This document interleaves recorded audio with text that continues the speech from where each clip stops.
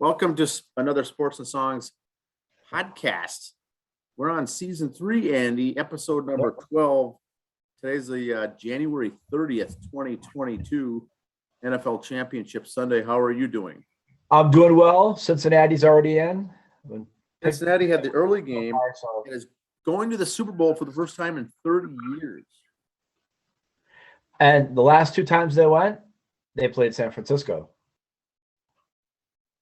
Oh, that's right. And lost to San Francisco too, by the way. But it's always been San Francisco, Cincinnati when they've gone. Oh, I didn't know that. Now, I do know that Cincinnati has the best record in the AFC for championship games. They're batting 1,000. They're 3-0 when they get to the 3-0 games. They've won 3 games and never lost. So Joe Burrow is going to take them to the promised land. The other games going on right now as we speak. The Rams, as I've got on the cap, against the 49ers. And that's going to be part of the trivia question this week, Andy. Can you hear me? Yep, there we go. The trivia question this week relates to NFC football. Okay. And it relates to the San Francisco 49ers in particular. The trivia question is, in the NFC West, how many teams did the 49ers beat this year? There's 3 other teams in their division. Okay. How many of those other 3 teams did they win? Remember, they play everyone twice. Yep. There's a total of 6 games. They play everyone home and away. The opponents are the Cardinals, Seahawks, and the Rams. How many teams of those 3 did they beat? It could be going to the Super Bowl. Yeah. I think the number is going to be high, but you never know. All right, that's a trivia question. All right. I'll get into my stuff here. Let's see who's over here. Slideshow. And we click this button here. Here we are. Start off with some of the big news of the week. The last active pro athlete to have been drafted by the Montreal Expos has retired. What? Is that real? Yeah. Have I ever lied to you? Tom Brady. I did not know that. That should have been the trivia question. In 1995, the Montreal Expos decided to draft Brady in the 18th round of the 95 draft. At this time, he had been seen by the Expos scout, John Hughes, who was intrigued by this catching prospect. Hughes said, quote, "For all of his good size at 6'4", he has a body we called projectable, where he had room to get stronger, add weight, and as a left-handed hitter, which was nice for the catching position. He had some tools. He could really throw and had power for a catcher. He had those things and stood out." Now that I did not know. Tom Brady decided to go to college, and the rest is, as they say, history. Wow. Great question. Yes. So there we go. I was not aware of that, Andy. The last Expos player drafted is officially retired now. So that's awesome. All right. The high school boys basketball. He's going to run down the rankings here. These are as of the 12th. Class 4A, you got Park Center, Shakopee, Wayzata are your top 3 still. 3A, you got Tino Grace, Columbia Heights, and De La Salle. Columbia Heights moving up from 6 to 2. 2A, you got North still at number 1 with 4-2 record though. And then Caledonia, Morris area up there also. And then 1A, Sleepy Eye St. Mary is still 1, Cass Lake still 2, and Martin County West still 3. All 3 of those teams undefeated.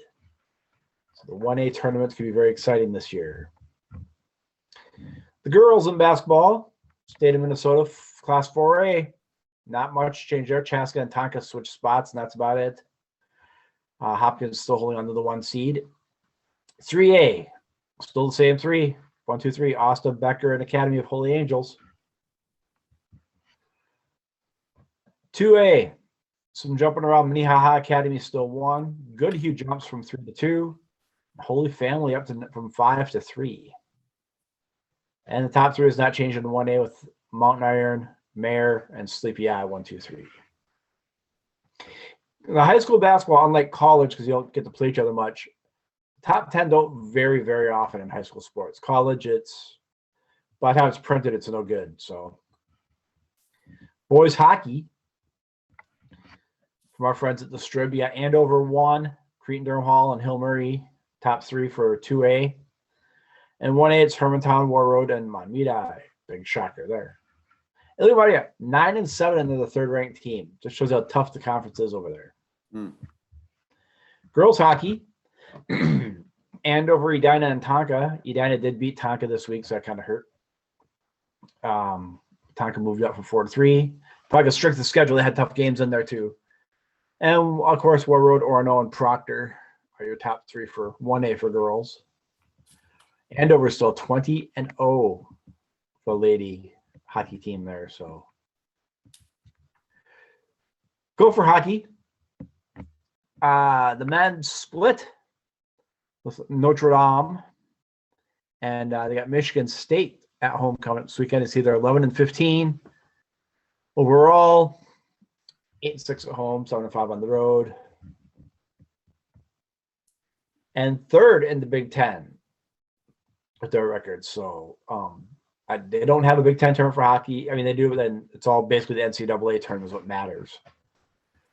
They split with Notre Dame, who you see is doing well this year also. So that wasn't a bad split. It was a good split. The gals in their 25th season here. They split with Ohio State. They lost it overtime, then a win. But again, the number 2 state-ranked team. So that's good. Good for the girls there in the rankings coming out. And they got Bemidji State coming up this weekend at home. Let's see, the Lady Gophers are still first. So that should help. They should help their standings overall there too. Gopher Wrestling. Goldie in his singlet there. Here's how they did in January. I mean, this is how tough the Big Ten is. They lost to number 1 Iowa, beat number 15 Northwestern, beat number 10 Nebraska, lost to number 9 Wisconsin, then lost to unranked Michigan. So that kind of hurt. That was a bad loss there. Then coming up, they got Illinois, Purdue, and Ohio State, who are not ranked currently at this time before the Big Ten tournament. So hopefully they get back on the winning ways here and do well and head into that Big Ten tournament in the beginning of March and make things happen. There is the Big Ten standings right there for wrestling. You got Penn State, Iowa, Wisconsin, the top 3. Gophers are in the 9. So 2 and 3 overall, 3 and 4, and 2 and 3 in conference, 3 and 4 overall. Not looking good, so they're going to have to pick things up these next few.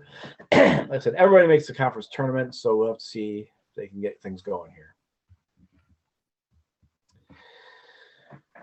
All right. This is kind of a soapbox thing. David Ortiz makes the Hall of Fame. This really bothers me. Ortiz had a career on-base percentage of 380. If you took Bonds' career OBP and turned all of his home runs into outs, he still has a higher one. Wow. And yet, if you recall, a few years ago, Ortiz was tested positive for PEDs too, and he makes them in first ballot. And all those other guys are not being in and being blacklisted by the Hall. Shortly after being elected into the Baseball Hall of Fame on the first try, Red Sox legend, as they say, David Ortiz, had a tough question to answer. Considering that alleged steroid users like Barry Bonds, Clemens, and Sosa had just fallen off the ballot after their 10 years of eligibility, and he made it his first year, when it was reported he tested positive in 2003, did not play into the thinking of the voters. Ortiz, as he has throughout the years, discredited the quote-unquote survey testing that was done 19 years ago and noted that, now here's the wording, I'm just reading this. He noted that he never tested positive once Major League Baseball strengthened its PED testing in 2004. So once they really started testing, he never tested positive. But what I read into that is since 2004, he was juicing like everybody else. Oh, you're testing? Okay, I'm done. Kind of like a lot of players in the NFL. They give you a 3-week notice. We're testing for marijuana. If you still fail, you're an idiot because it'll be out of your system by then. They gave him warning. He stopped. So there, I said it. We had some coming out. This one, no, Ortiz said, all of a sudden, people are pointing fingers at me when they start drug testing, and I never failed the test. What does this tell us? Well, you never failed the test. Doesn't mean you weren't taking them. Just means you never failed the test. It's pretty obvious there. So that's where I know we talked to Town Ball Tuesday about this a couple months ago on a special episode. Yes, Bonds and Clemens did the drugs they shouldn't be, and that's part of baseball the way it is. It's not an official rule, but I can see why people don't let them in. But you're still the all-time home run hitter. You still got to hit the ball. Clemens, you still got to throw the ball to a certain point. You know, yeah, he probably hit it farther. Would Bonds still have had 762 home runs if he didn't juice? We'll never know. It's just he wouldn't have had the monster shots. Before he started juice when he was in Pittsburgh, he was on his way to a Hall of Fame career. So I see why people don't want him in. He cheated the game. I get it. But they let Ortiz in. Big Ten for football is considering changing their schedule. The conference has already announced its schedule for 2022, but beyond that, there's reports the Big Ten is considering eliminating its East and West divisions and going to just 9 to 8 league games. Big Ten administration has discussed dropping to 8 games beginning in 2023 so it can create matchups with teams from the Pac-10 and ACC conferences, with which the trio has been a working agreement called the Alliance. So it's kind of like what we were saying a while ago. Have the bowl games early or do something like basketball does with other conferences, play a couple games instead of playing Little Sister Mary School of the Blind or something like that.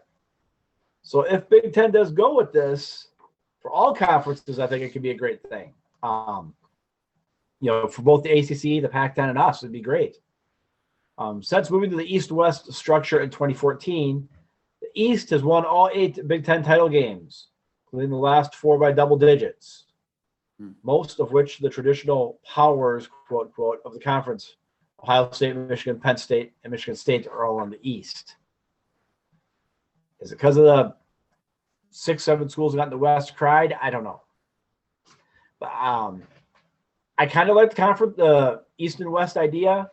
I wish I could keep that and still keep that. And we're going to play the Pac-12 or the ACC or something like that. If they could find a way to do both, that would make me a smile on my face and a song in my heart. Well, the Gophers are going to start their season against New Mexico State this year. And Yes. That's where Jerry Kill is coaching. Yes. So that'll be their season opener. Arizona State is typically one of the worst 10 teams in college football, typically. Yeah, but still, But it'll be interesting now. They get Jerry Kill coming to town for the first season opener game for 2022 football Gophers. Still kind of reception he gets when he gets back here. Yes. KG, not Chris Gustin from Mayor Lutheran, but the basketball player. KG. Yes. A-Rod then want him to have him buy in on the team. So far, A-Rod and Mark Lohr own about 20% of the Timberwolves. That hasn't stopped them from taking up active roles in the organization. However, and now it seems like they want to move up with some guys and they want to get KG in on here. According to Charlie Walters of the Pioneer Press, who dropped all sorts of bombs, as bi-monthly column this weekend. There's buzz around insider circles that A-Rod and Lohr want Kevin Garnett into the fray as a minority investor. I don't know how much more minority you can get. You only own 20%, but they want him in on it too. Plans reportedly call for a $100 million investment from Garnett and includes this is the part that blew me away. Includes a long-awaited jersey retirement plus a statue erected outside Target Center. I did not know KG's number is not retired yet. Hmm. It's Malik Sealy, his number 2, which when he died tragically when Garnett played here, they retired his number, and they retired a jersey with the name Flip on it. That's the only 2 retirees the Timberwolves have. Okay. Have we had a lot of players worthy of it? No. Garnett is the only other one, and they haven't done it yet. So that will be answered here shortly. Apparently, Glenn Taylor and Kevin Garnett are not best of friends. At one time when Glenn Taylor wanted to sell the team, Garnett said, "Hey, I want in. I want to buy." And all of a sudden, Taylor's like, "Oh, I guess we're not selling," and wouldn't sell to him. So it's been some heated issues there. In fact, here's the numbers of the story. In the summer of 2020, Taylor put the Wolves up for sale. Garnett immediately expressed interest as a minority owner of the Helpful Investment Group. But shortly after, Taylor denied that Garnett had any association in acquiring the team. Garnett was not happy after that. Eventually, the rumors surfaced that former MLB great Alex Rodriguez, along with business partner Mark Loriwood, were frontrunners to winning Glenn Taylor's heart and purchasing the rights to the Timberwolves. April of 2021, it was made official. A-Rod and Laura would purchase the Wolves organization through a 3-year process that transferred it over in chunks. But if they bring in KG back to Target Center, get his number 21 retired. I think there's also a big statue of George Mikan already at Target Center. So I don't know if the Garnett one would be outside or inside. Me personally, I'd put it inside because basketball's a winter sport. It's cold outside. I know if I was to go to Target Field again, and the few times I went a few years ago, it was nice to see the statues outside because you're at a ball game. It's summer. You could take your picture with the statue. I don't want to be all bundled up, standing up there, freezing my can off, holding a metal statue with my arm around Kevin Garnett with a picture. Bring it inside. Get a nice picture taken. It'd just be better that way, I think. Little music news here. Kid Rock announced he was coming to the concert at the XL Energy Center April 9th, Saturday. He's scheduled to be here. But he's also mentioned that, hey, if your city or state has a whole bunch of your mask mandates and this and that, he'll cancel. At this point right now, I'm guessing he's going to cancel the XL Energy date unless things change.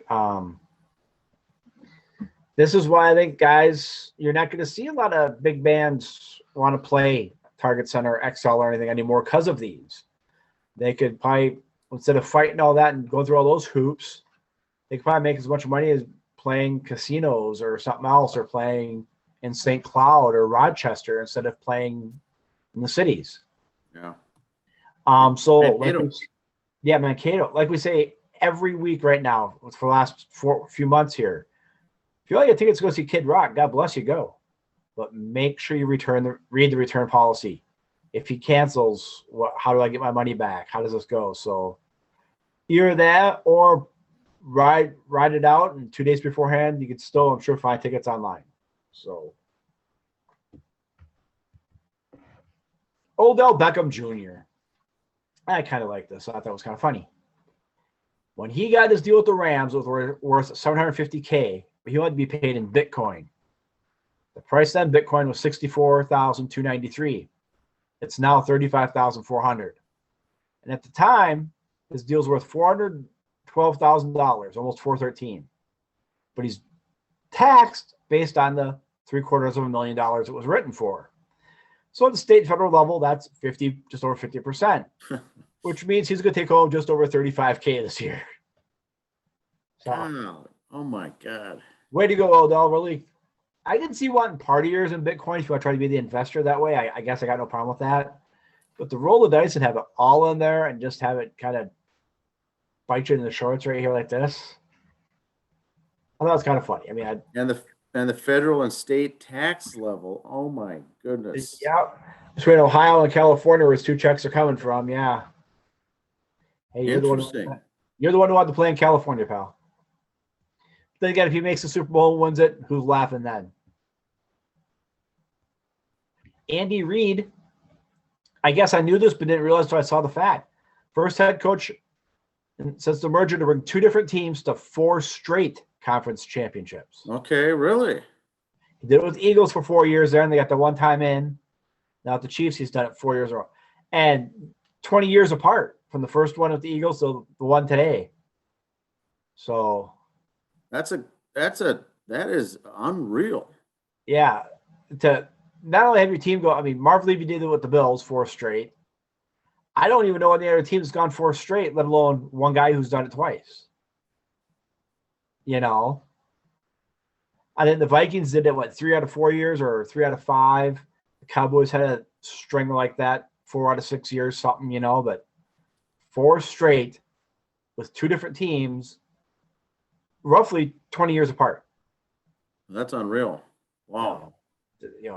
I mean, you see the one guy who makes it back to back or with 2 different teams and it's 15 years apart. You go, well, good for him for keeping up with sign of the times, but he did it 4 straight years for 2 different teams. So a little NASCAR news here. Next week is the Busch Clash at the Coliseum, where they've taken the Los Angeles Memorial Coliseum and tarred it all up. You can see all the pictures on NASCAR's website. Then a couple weeks after that, they got the duels, and then Daytona in 2 weeks after. Now, a lot of people are ripping on the Clash at the Coliseum. Oh, it's a joke. It's not a real racetrack. Blah, blah, blah, blah, blah.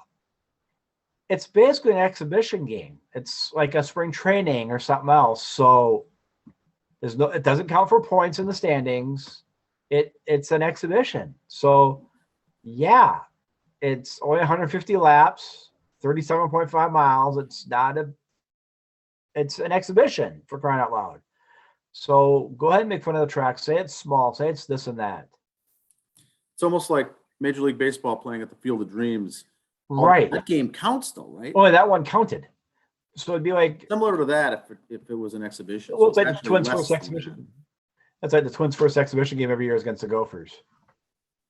It's just practice. They're just getting the stuff out, running it, and making 37 miles. Yeah.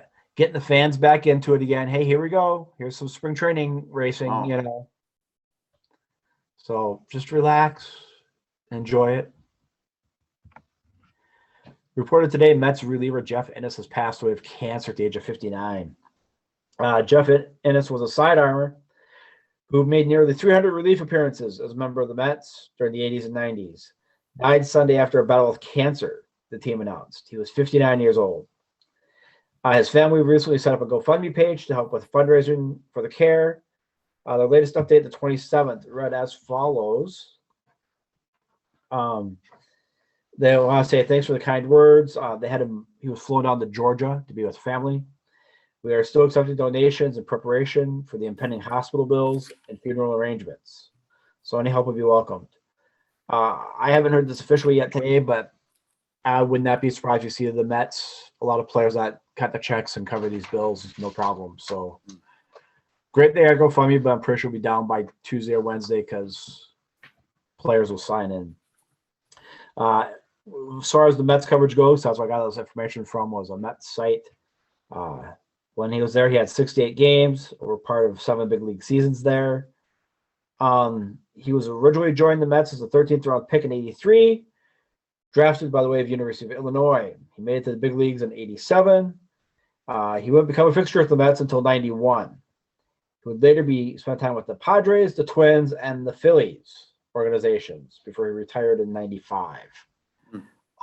I remember his pitcher. He was a decent middle relief pitcher. Serviceable, decent guy. So, I saw someone on their websites going, well, what did he die of? What kind of cancer? And I guess my answer is, doesn't matter.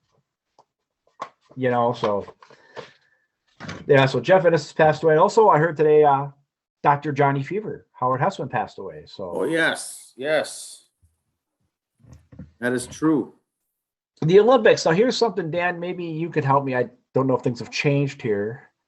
They're still giving out free condoms to the athletes at the Olympics, but they can't hug or shake hands. You're stuck in a dilemma there. I thought you started with shaking hands and hugs and went from there, but I guess you just got to skip the formalities and go right to it, I guess. I don't know. It's They've changed it. Maybe they do things different in Beijing. I don't know. yes. It'll be interesting because now that starts, is it this week? This week is opening ceremony, yeah. So Okay. don't need a mask, but here's a condom. 3 condoms, but no hugging, No shaking hands. no touching. No. So I don't know how that's going to happen. That should be an Olympic sport right there, but maybe it is on pay-per-view. I don't know. Nice. Concerts, like we said, we mentioned the Kid Rock one earlier. So all these concerts, like our disclaimer, please check your return policies before you buy them. Brett Michaels, he's going to be up out of Tail County. It's kind of nice live event here. Okay. Him and Jack Russell's Great White, along with Vixen and Lilith. So that should be a nice concert set right there. March number 18. Let's go through some dates coming up at Medina here. Winger and George Lynch, February 5th. Hype will be there on the 12th. We'll have the 70s Magic Sunshine Band. Two bands I really want to see it. I haven't got out and see either one. They're on my things to do list. Trilogy, March 26th. Looks like a great bill. I'm not a fan of any 3 bands like this, but I think the 3 of them together booked is a good concert. So that if you're into that, if you're into the Doors, Pink Floyd, and Zeppelin, March 26th at Medina. There it is, April 30th. Lita Ford and Jack Russell's Great White. Okay, I'm gonna write that down. Now that one I will not be able to go to because of the restraining order. I had to tell Lita Ford a few years ago that I'm married and I'm sorry, honey, she's got to let it go. But she just hasn't taken no as an answer. So You can't go. I'll go in your I can't go because of the restraining order. So so if you could if you're there, put it on your phone, I could listen to it, that'd be fine. It's the whole 50 feet thing and everything else, So nice. And Jack Russell's Great White, they've been around for a long time. Yeah, and he's got Brett Michaels coming up, and if you miss him there, you can catch him down here or catch both, so you can find the difference in the shows. And of course, Slash with Miles Kennedy coming up here. We'll be at Prior Lake on February 26th. I don't know how else I could say this. I have more and more every time. I just am enjoying Miles Kennedy music more and more. Miles Kennedy and the Conspirators. But him with Slash, if you get a chance to look that up on YouTube or Spotify, I highly recommend it. Good sound. Very, how can I say this? It's not different. It's not like, oh, this is really different. I'll listen to it. But it's not the same old heavy metal hard rock bands either, So he highly recommend a little Slash Miles Kennedy action there for you. Now, where is that at? At Mystic Lake. Okay. Yeah. That'd be a good show to see. Yeah, I'm sure you've heard of Prior Lake. You know where that's at? Yes, I've seen some shows there. Have you? Good, pretty nice actually. I haven't seen any shows there. I wouldn't mind going to that one. That'd be a decent one to go to, which is really weird. You take it away. Well, it's Slash. He's playing just at Mystic Lake. Yeah, again. You're up close to the stage. Yeah. If you're down in the front row, it's. And I don't know how that works with their cut and everything else. Is it probably walks with as much in his pocket there than from Target Center? Just a lot less hoops and angles and legalities and T-shirts and beer sales argument. Yeah. I didn't say that. I was trying to not get too political here. I guess I'm still just blown away by no hugging and handshaking at the Olympics. That's wow. That's bad. That's sad. Which I've noticed a lot at college basketball games. You noticed lately. Some games they'll shake hands. Others they just all kind of wave at each other from across the bench afterwards. It's kind of different how that works. One other note I saw on college basketball: Arizona State coach Bobby Hurley, little Bobby from Dookie, lost his temper, got all upset because you can't play dirty the way he was taught in college in the other schools anymore. So he's having to adjust that you got to play by the rules. So he's not adjusting well to that. So too bad for you, Bobby Hurley. Yeah, I saw that post on the Facebook page. It's pretty interesting. Yeah. And that him and Leighton are the two reasons I can't stand Duke. And great Grayson Allen or Garrett, whatever his name is. Grayson. Yeah, whatever. I can't stand him because of those guys. I don't know how Grant Hill came out of that group because he's such a decent person. How he came out of that group with Hurley and Leitner and all them. But thank God Krzyzewski's done after this year. We don't have to hear about him anymore. But I digress. Yeah, college basketball again. I put the rankings up on the Facebook page when they're posted, but by the time we get here to the show, they've all lost and changed into one. It's not even worth going over anymore, in my opinion. But as soon as they're posted, we do put them on Facebook, so you can follow us on Sports and Songs there to see the listings. And as upsets come up and scores come up, we do post it there too. But that'd be another 45 minutes right here just to update that all the time if we went through them. But that's why I think I love college basketball so much. It changes as fast as you print the list, top 10. They've played 3 games, and that list is no good anymore. The Golden Gopher women's hockey, I did a piece on this in my bonus episode. Yep. As far as the schedule that they've played, how tough it's been. Back-to-back weeks of playing the top teams in the nation. Yep. I mentioned on my show is the last 6 games of the season are all unranked teams. So they should slide into that or skate into that pretty good with a good beefed up win-loss record because they got those early losses out of the way, I think. And even though it's not pretty, they're still ranked 2 in the nation, I believe. So. And one thing I want to bring up too is we got high school sports end of February here, just a few weeks away. State tournaments every weekend at XL coming up. Again, going down there, I don't know what they're going to let in for high school sports fan-wise. I know Channel 45 on their website has great packages to buy if you want to watch some of the other games that they don't televise. So if you're really into that, instead of spending the money on the tickets going down there, look into that to buy the streaming service to watch. Yeah, it'll be interesting here. We're going to head into February here this week. And then before you know it, March Madness will be here and the seasons will be winding down, the regular seasons, the conference championships, and then all the tournaments and everything for college and high school. It's going to get fun. And I've heard then we're going to start covering some USFL football. Yep. I've heard no news on the Major League Baseball lockout. Still a lockout, but we're making progress, but they won't say on what. So I don't know. The week of the 14th is when they're supposed to start spring training. I mean, things can be signed next week and they'll be fine. A lot of the owners are saying they have no problem missing games. So with that said, they have no problems missing games. What's the hang up? Is that their scare tactic going, fine, we won't play games. We don't care. It might be. So with that said, do we get abbreviated schedule again? Do we go late? Do we fix 7-inning double headers? Don't know. Let's hope they can get it fixed to the next week and we don't lose any spring training and we can get into it because there are a lot of teams, rumors are going around about trades, but they can't say or talk to anybody because of the lockout. But they've been talking to people too. The boys have been talking from team to team, A lot of talks were made before the lockout. They just can't officially sign them.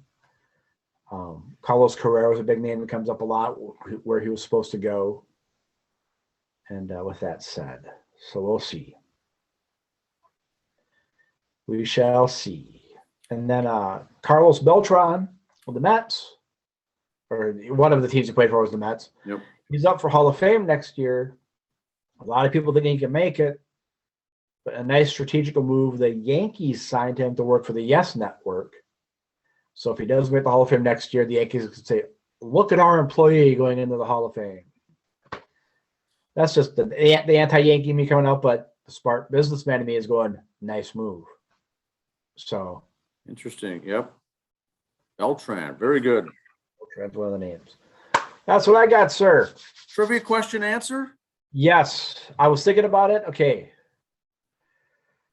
The Seahawks didn't do well, so they had to beat them one of the two games, I would guess.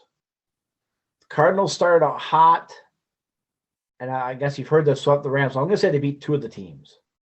So there's three teams in the four teams in the conference. The question for the trivia was, how many of the remaining three teams did they beat during the course of the 2021 season? Yep. The answers would have been anywhere from 0 to 3, right? The answer was 1. They only beat one team all year in their own division, and that was the Rams, and they beat them twice. They swept the Rams. So the 49ers got swept by the Cardinals and got swept by the Seahawks. Jeez. They only went 4-4 at home. They only had 2 wins in their own division. The 49ers finished third in their own division, got into the wild card as the 6th seed, and now they find themselves in the NFC title game playing the Rams. They beat the Rams 6 straight times. You see the final? No. Rams 20, 49ers 17. So the Rams did beat them. Yes. So Rams, I just looked it Bengals, up here on my Google machine. Rams, Bengals, Super Bowl, and that was and they played. So they're going to the Super Bowl, which is also the site of the Super Bowl, and it's a home team for a team playing in it. I think my picks today were Cincinnati and the Rams, were they not? They are correct. What's your record, Andy? We'll see. 6-0 the first weekend, 2-2 last. So what? 10-2. 10-2, 12 games. Yes. Wow.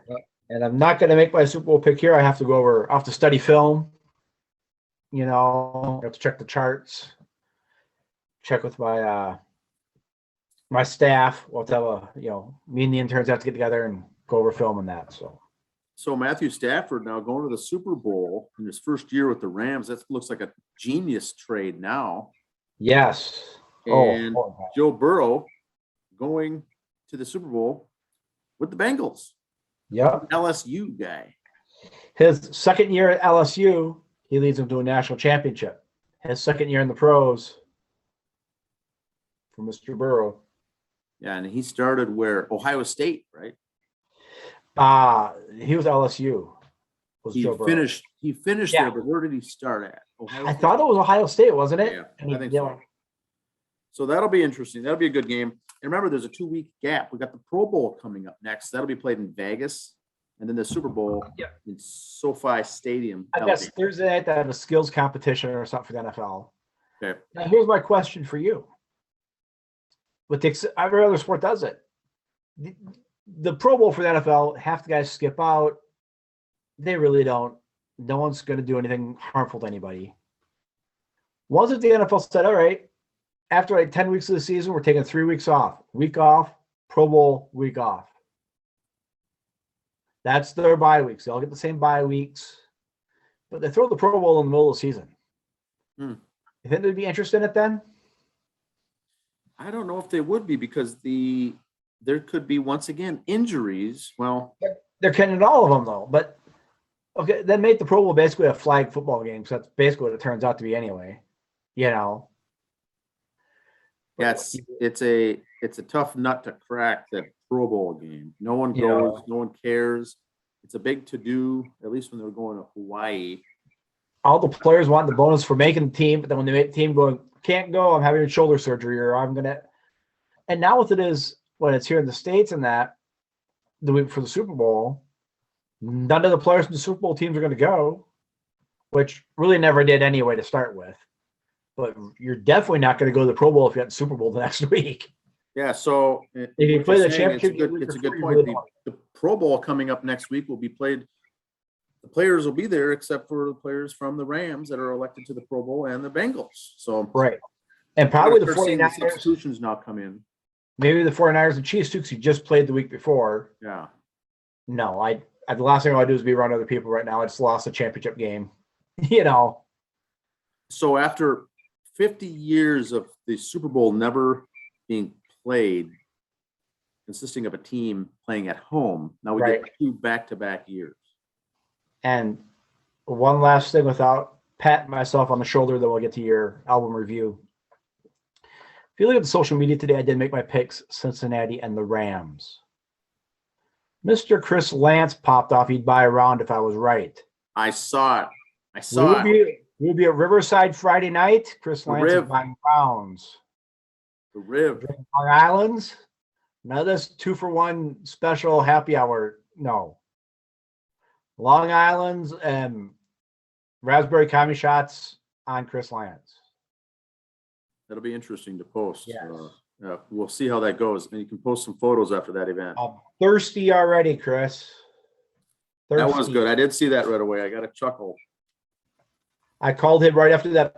I don't think the ball had dropped in the net in the Bengals game when the kick went through.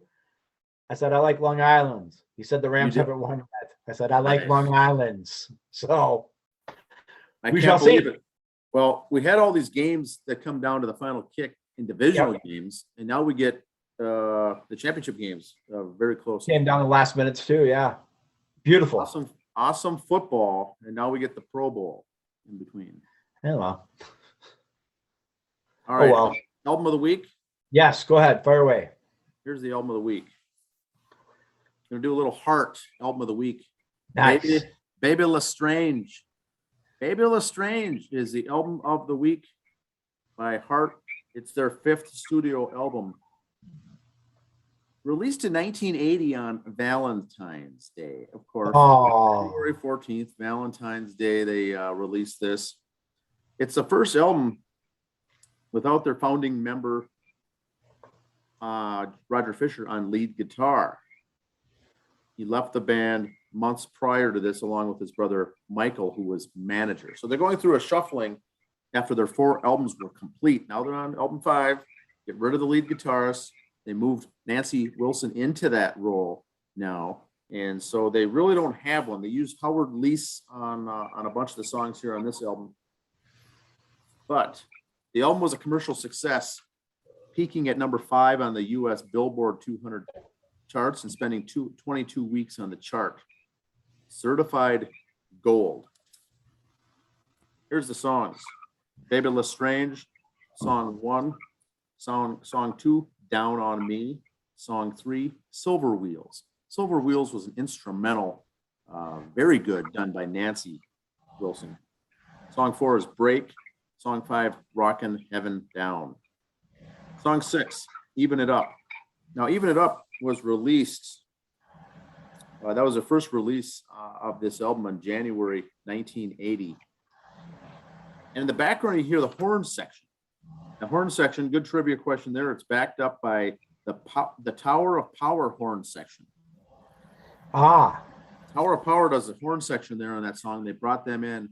I think 3 players, saxophone players, appear on Even It Up here by Heart. And that's Tower of Power, very popular. It's still around today. Yep. Strange Night is song number 7. Raised on You is song 8. Raised on You was all the instruments except for the drums were done by Nancy Wilson. Their photo on the right, Nancy does the lead vocals and plays all the instruments on that song, and does not partake in that song. They usually have like one song, an album like that where Nancy sings, correct? Yes. One, sometimes 2 times. And does all the rest, and there's usually sometimes like this one, there's an instrumental. Song number 9 is Pilot. Song 10, Sweet Darlin'. And so 10 songs, there's an instrumental. 1 song is done by Nancy, so Ann does 8 of the songs. And some of them too are just acoustic, and there's piano work in some of them too. So there's not a lot of heavy lead guitar, but they got rid of Mr. Fisher there, the Fisher brothers. The rest of the band comprises Ann Wilson, their lead vocals. She's on the left. Nancy Wilson, guitars, rhythm guitars, acoustic. Also, she's on the right. Howard Leese, longtime Heart member, does play lead guitar on a couple tracks, guitars on the rest, and some backup and rhythm guitars. Steve Fossen plays bass.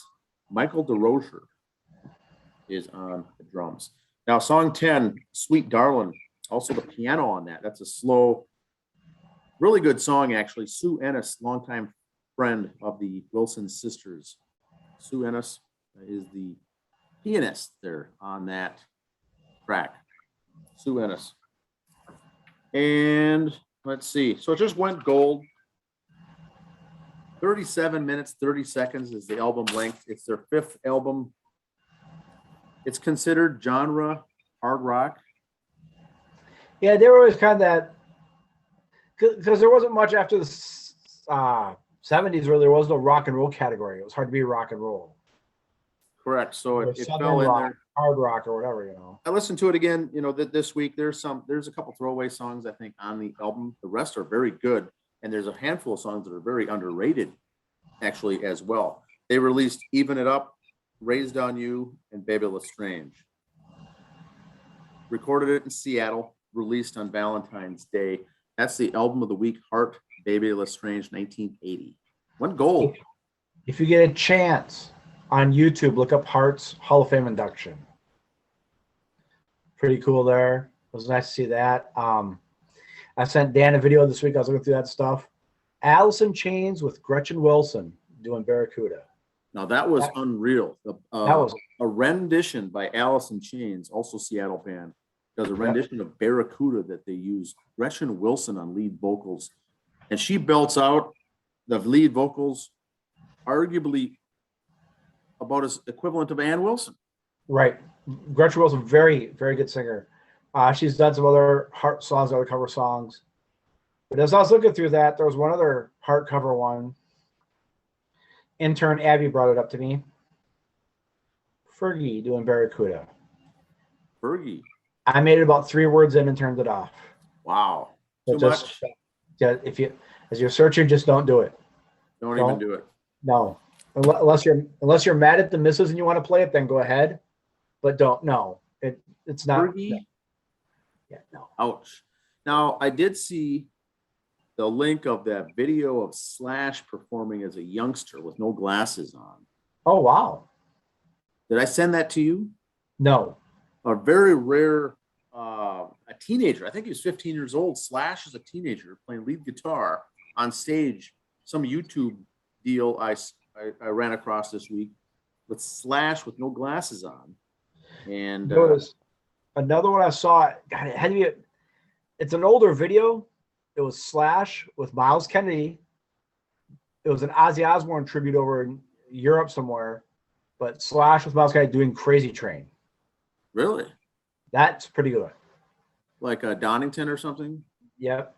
And Ozzy and Sharon are in the crowd watching, and Ozzy's watching like he was like a surgeon watching someone else do surgery. He's like really involved watching how he's not getting. He's like critiquing it as he's watching it. You just like hear the gears going in his head, going, hey, it was kind of fun watching that. And Sharon's trying to get into it, and Ozzy's like, hey, what are you doing?